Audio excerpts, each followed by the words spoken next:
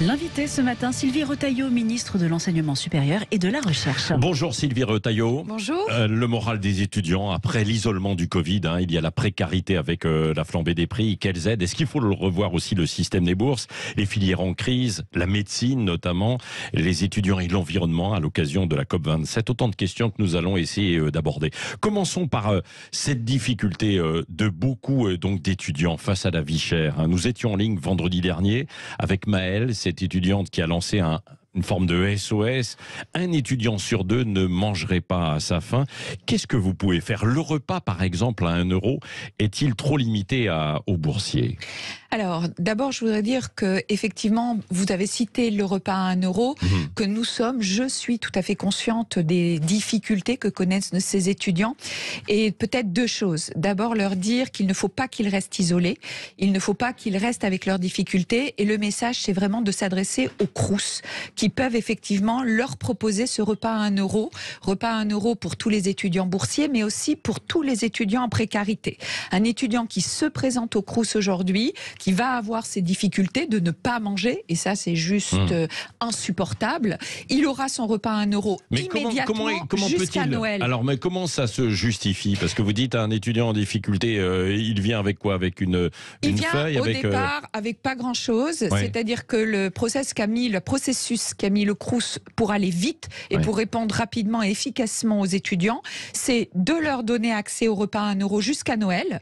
En parallèle, ils étudieront son dossier, et si le dossier vérifie les critères pour lesquels ils auront le droit de bénéficier de ce repas à 1 euro, eh bien ça sera continué. Mais alors c'est quoi les critères aujourd'hui? Ça s'arrêtera. C'est quoi les critères? Ce sont les critères liés à des critères sociaux, des critères liés aux mêmes critères, et nous y reviendrons effectivement sur les bourses, des critères sociaux avec les revenus des parents ou ses revenus personnels à lui ou à elle. Et donc ce sont des assistantes sociales du Crous qui vont étudier le dossier. Comme l'on connaît les difficultés du Crous, nous avons d'ailleurs mis cette année, pour 2023, 40 postes supplémentaires au Crous pour aller plus vite, pour accompagner les étudiants pour ces assistantes sociales. Oui. Alors, de l'autre côté, il y a aussi les difficultés parce que les repas sont de plus en plus chers aussi à préparer. Ça, on l'a vu dans l'ensemble en fait de la filière de la restauration et notamment collective, bien sûr. Il paraît que certains Crous rognent sur les portions comme à Rennes, par exemple. Est-ce que savez-vous de ces alertes? Alors, on connaît le cas de Rennes, l'ensemble du Crous. Il y a eu des photos qui ont été prises. Des directeurs du Crous, de la directrice générale du Crous au niveau national a passé des messages très très clairs. Il n'est pas question d'un côté il n'est pas question de rogner, comme vous le dites, de diminuer les portions des repas des étudiants. Les étudiants à 18-20 ans ont besoin de manger. Il n'est pas question d'avoir des étudiants qui vont en cours l'estomac vide. Donc des consignes très claires ont été données. Ceci étant, eh bien on connaît, comme vous l'avez dit, les difficultés que connaissent d'approvisionnement, des difficultés aussi de recrutement au niveau des postes. Et donc, il a pu y avoir ces jours-là des difficultés d'approvisionnement. Alors, d'une part, on a fait le repas à 1 euro et l'État compense au Crous complètement l'écart de prix pour financer ce repas à 1 euro. Ça coûte pour 2023 50 millions d'euros que l'État a mis sur la table pour compenser ces repas. Supplémentaires, quoi. Supplémentaires, tout à fait.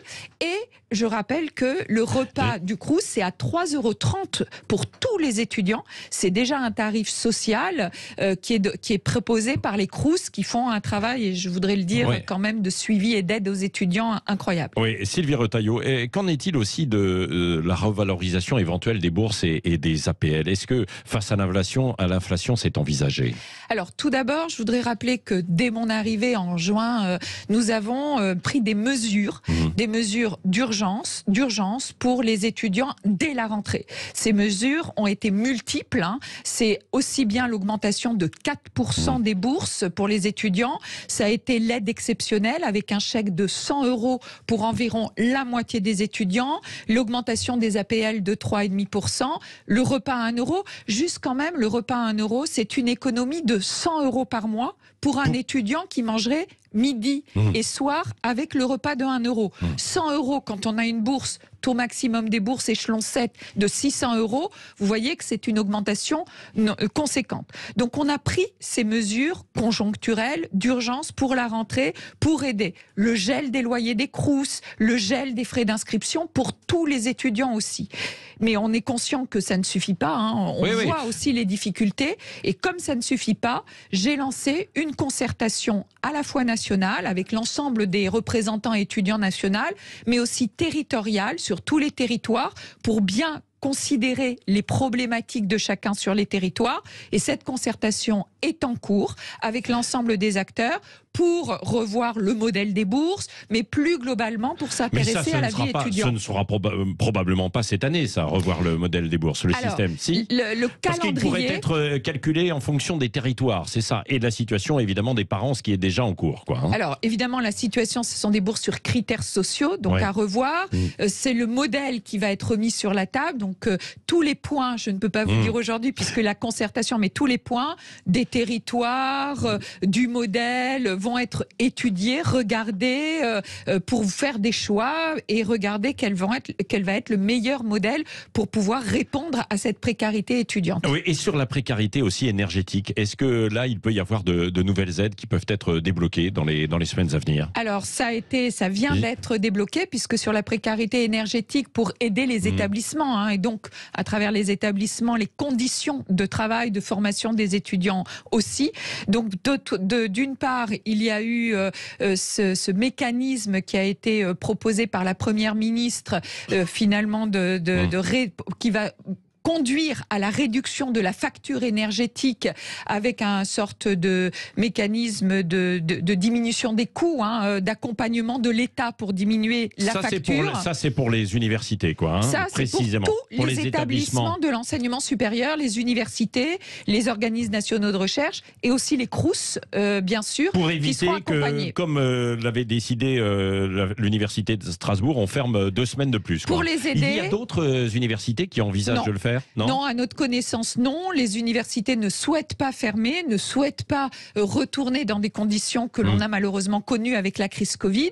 Ils vont bénéficier aussi, on a débloqué d'un fonds exceptionnel de 275 millions d'euros pour aider aussi à couvrir les factures énergétiques de tous ces établissements. Et donc, le message a été très clair, de ne pas bloquer les investissements, de ne pas pénaliser les conditions de travail des étudiants, les conditions de recherche et surtout de ne pas bloquer non plus leur recrutement. Donc le message est passé. Oui, Sylvie Retailleau, sur les factures énergétiques, là vous avez parlé tout à l'heure du Crous, hein, et donc les élèves qui peuvent et qui ont la chance de bénéficier de ces logements, mais pour les autres qui vont avoir des factures d'énergie sans doute colossales, enfin, on spécule, hein, mais ça risque de prendre cette direction. Qu'est-ce que vous avez prévu ? Alors, qu'est-ce qu'ils pourront faire? Vous avez raison, l'idée est vraiment de s'intéresser à tous les étudiants. Le problème du logement fait partie de la vie étudiante et c'est pour ça qu'on le pose dans ces concertations au niveau territorial et non pas uniquement national.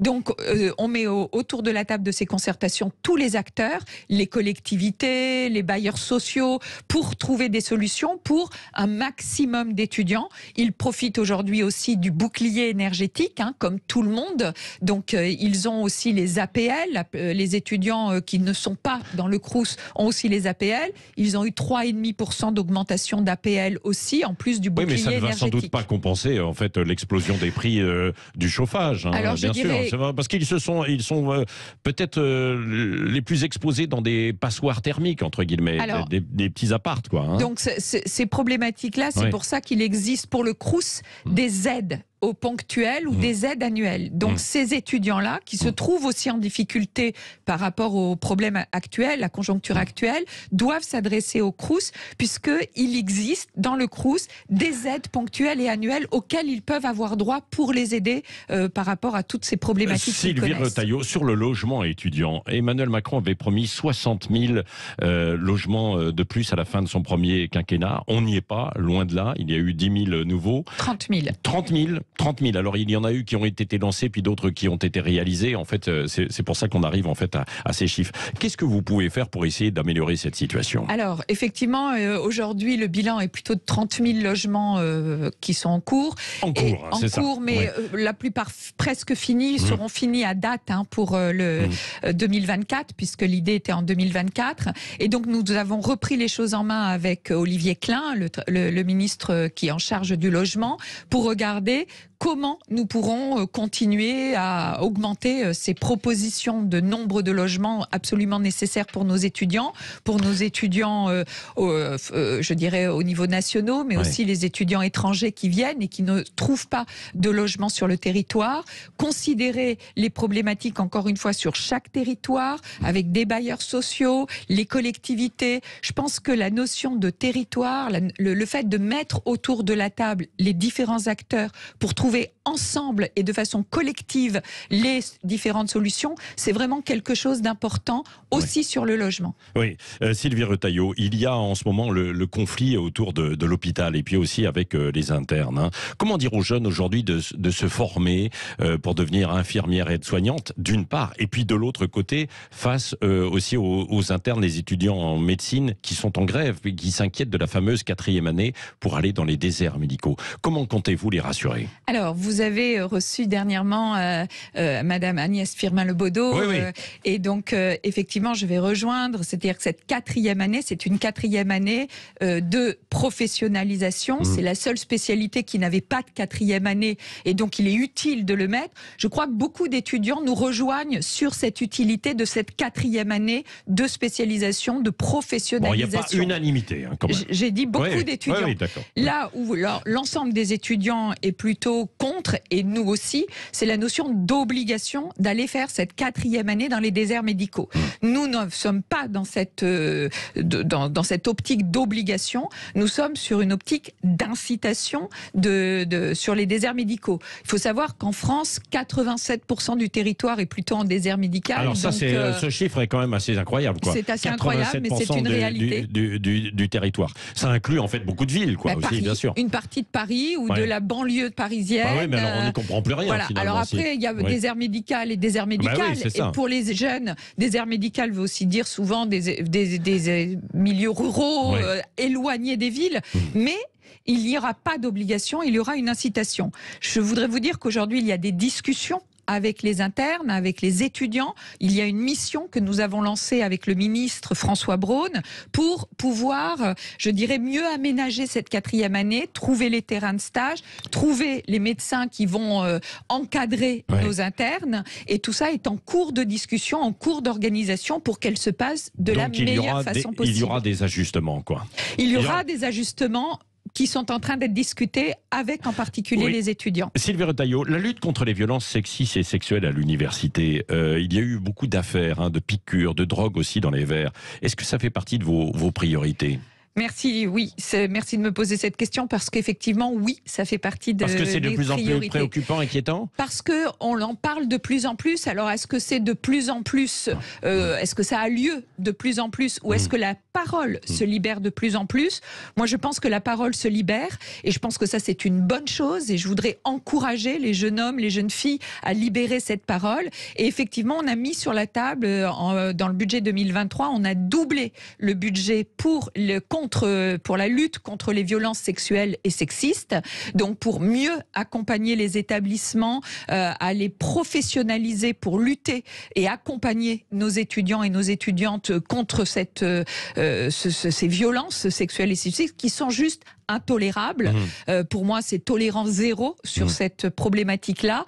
Et donc, nous avons des cellules à peu près aujourd'hui, des dispositifs d'écoute, de signalement dans tous les établissements. Et nous allons développer de l'accompagnement aussi bien juridique que pour professionnaliser ces établissements. Oui, dites-moi, est-ce que on parle beaucoup de la COP27 qui s'est ouverte hier. Est-ce que vous êtes inquiète des prises de position de certains élèves de grandes écoles? Je pense par exemple à l'école polytechnique, où il y a un certain nombre de diplômés qui se sont opposés à un projet de LVMH qui voulait installer un immense centre de recherche qui était consacré normalement au luxe durable, entre guillemets. Alors je pense que De la même façon, l'enseignement supérieur est un lieu de débat, d'expression. Et je pense qu'il ne faut jamais avoir peur de l'expression de nos étudiants parce qu'elle veut dire quelque chose et il faut l'écouter. On a toute une partie de cette jeunesse qui nous pousse, qui nous tire vers cette prise de conscience, effectivement, de tout ce qui est ceux qui qui subissent plutôt l'éco-anxiété. Oui, oui. Cette prise de conscience de tout ce qui est transition climatique, écologique. Moi, ce que je voudrais dire aujourd'hui, c'est que l'électrochoc, il est là. Que le gouvernement est complètement dans cette prise de conscience, cette volonté d'agir de façon assez radicale. Et d'ailleurs, la Première ministre met cette planification de la transition écologique. Et je pense que le mot planification est vraiment très, très importante. Et nous y contribuons tous, au niveau de tous nos ministères. Au niveau de mon ministère, j'ai annoncé récemment que la partie formation, en lien avec le rapport Jouzel, avec d'ici 2025, un enseignement obligatoire sur la transition écologique, climatique, biodiversité pour tous les étudiants de premier cycle, la formation de tous les enseignants et les enseignants-chercheurs pour qu'ils rentrent ces transitions écologiques, énergétiques, naturellement dans leurs enseignements. Puis la partie recherche, où il y a de nombreux projets de recherche avec un gros financement de France 2030. Bah oui, et puis gros financement qui viennent aussi d'entreprises. Il y avait eu le même raisonnement avec Total Énergie pour un projet, et là, LVMH, ce projet va avoir lieu ou pas, ou il n'aura pas lieu finalement? Alors ça, c'est le point sur l'école polytechnique. Vous connaissez l'autonomie des établissements à décider. Mais je pense que ce qui est important, de plus en plus d'établissements d'enseignement supérieur ont établi des chartes par rapport à leur lien avec l'entreprise. Ces chartes mettent en avant un certain nombre de valeurs que doivent respecter les contrats qu'ils doivent passer avec leur entreprise. Je pense que c'est des choses à encourager, c'est-à-dire que des entreprises comme LVMH, comme Total ou autres, ont besoin aussi qu'on les accompagne dans des secteurs de recherche d'énergie renouvelable. Sinon, ils iront à l'étranger. Sinon, ils iront, et puis c'est ce qui risque de se passer. Ils doivent progresser. Et nous sommes là pour les accompagner, mais pas pour les accompagner n'importe comment. Et c'est pour ça que ces chartes sont importantes. Dernière question, Sylvie Retailleau. Vous avez été interpellée par la France Insoumise qui fait un tour de France des facs. Est-ce que vous allez les recevoir, notamment sur le dossier des étudiants recalés de Parcoursup? Je les ai reçus. Donc je les ai reçus en fin de semaine dernière, plusieurs députés de la France Insoumise. Donc nous avons discuté effectivement de ces dossiers, aussi bien au niveau du premier cycle de Parcoursup qu'au niveau des masters. Alors vous me parlez des masters, des non-prix, ce que l'on appelle les 100 facs qui sont plutôt associés aux places de master. Pour ces masters, aujourd'hui, nous avons lancé pour la rentrée une nouvelle plateforme qui va permettre la gestion des candidatures dans les places de master. Cette gestion des candidatures est vraiment importante pour avoir une cartographie des places réellement disponibles en master, et là où il va y avoir des besoins qui doivent correspondre aussi aux besoins du travail, aux besoins socio-économiques. D'une façon générale, il va falloir revoir Parcoursup ou pas? Alors, d'une façon générale, revoir Parcoursup, pour moi, il faut l'améliorer. Parcoursup, c'est une plateforme qui maintenant date depuis 5 ans, et 5 ans, ça veut dire qui est en amélioration continue depuis 5 ans. Donc nous continuons à l'améliorer. Pas être mis en cause, parce que je pense qu'on aurait tort de remettre en cause un outil qui au final apporte un service à nos étudiants, mais qui doit continuer à être amélioré pour minimiser le stress, pour améliorer la transparence. Et donc nous continuons, d'ailleurs avec le ministre Pap Ndiaye, à améliorer, et nous allons proposer des nouvelles améliorations dès la rentrée pour Parcoursup. Merci Sylvie Retailleau, ministre de l'Enseignement supérieur et de la Recherche, qui était l'invité de Sud Radio. Dans un instant, on poursuit avec évidemment la revue de presse et puis aussi notre débat. Éric Revel et Arlette Chabot.